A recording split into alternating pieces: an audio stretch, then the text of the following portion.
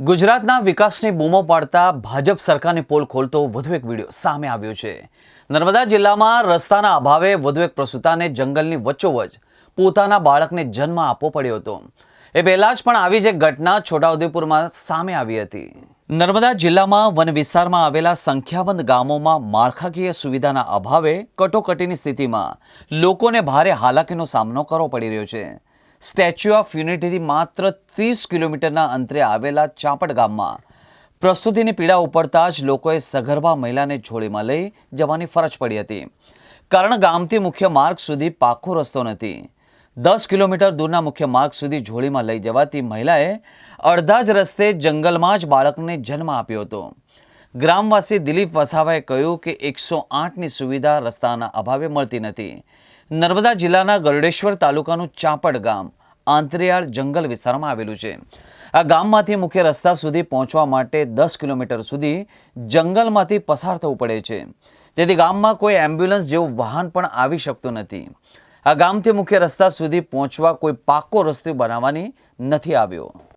ગઈકાલે 2 થી 3ના ગારામાં આશરે મારા ભાઈના વહુ પાયલબેન જેમની આપણે ડિલિવરીની અંદર અચાનક પીડા થઈ અને ગામજનો બધા ભેગા થઈને લગભગ 25 થી 20 જણા ભેગા થઈને છોકરાઓ સોડી બાંધી અને દવાખાને માટે લાવતા હતા। અચાનક રસ્તાની અંદર વધારે પડતી પીડા થવાના કારણે ડિલિવરી થઈ છે અને અમે સરકારને કહેવા માગીએ છીએ કે અવારનવાર આવા કેસો કેટલાક બનતા હશે, તો અમને સરકાર વહેલી તકે રોડ, રસ્તા, લાઇટ અને આરોગ્ય શિક્ષણની વ્યવસ્થા કરી આપે અને જે અમારી જોડે થયું છે એ અન્ય કોઈ જગ્યાએ ના થાય એવી અમને સરકાર પાસે આશા રાખીએ છીએ। અને આવા અનેકે કેસ થાય છે, અનેકે આ જે કેસ થયો એના પહેલાં 3 મહિના પહેલાં જ એક ગૌવાડિયાની છોકરી હતી, જેમને પણ પ્રસૂતિ દરમિયાન દવાખાને લાવવાની તૈયારીમાં આજે નર્મદા જિલ્લાના ગરુડેશ્વર તાલુકાના ચોપાડ ગામે એક મહિલાને પ્રસૂતિની પીડા ઉપડે છે। ગામમાં રસ્તાની સુવિધા ન હોવાના કારણે ત્યાં એમ્બ્યુલન્સ પણ પહોંચી શકતી નથી કે કોઈ આરોગ્યનો સ્ટાફ પણ પહોંચી શકતો નથી।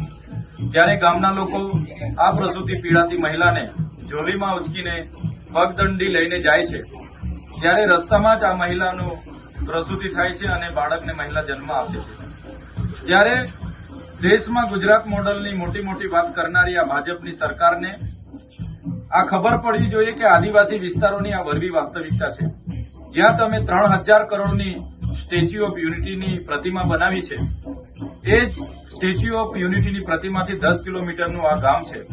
આજે પણ આ વિસ્તારોમાં શિક્ષણ હોય, સિંચાઈ હોય, આરોગ્ય હોય, પીવાના પાણી હોય, રોજગાર હોય, તમામ બાબતો આજે પણ આ વિસ્તાર વંચિત છે। ત્યારે દેશ આઝાદ થઈને આજે 10 કે 20 વર્ષ નહીં પણ 78 વર્ષ થયા છતાં આ વિસ્તારની પરિસ્થિતિ આ છે। ત્યારે સરકારે આ વરવી વાસ્તવિકતા સ્વીકારવી જોઈએ અને આ વિસ્તારોમાં શાળા, રોડ, રસ્તા બને અને જે પણ લોકો આમાં જવાબદાર હોય એમના પર કાયદેસરની કાર્યવાહી કરવામાં આવે એવી અમે માંગ કરીએ છીએ। આવનારા દિવસોમાં આ પરિવારની મુલાકાતે પણ અમે જવાના છે, ત્યારે સત્વરે સરકાર યોગ્ય કાર્યવાહી કરે એ પ્રકારની અમે માંગ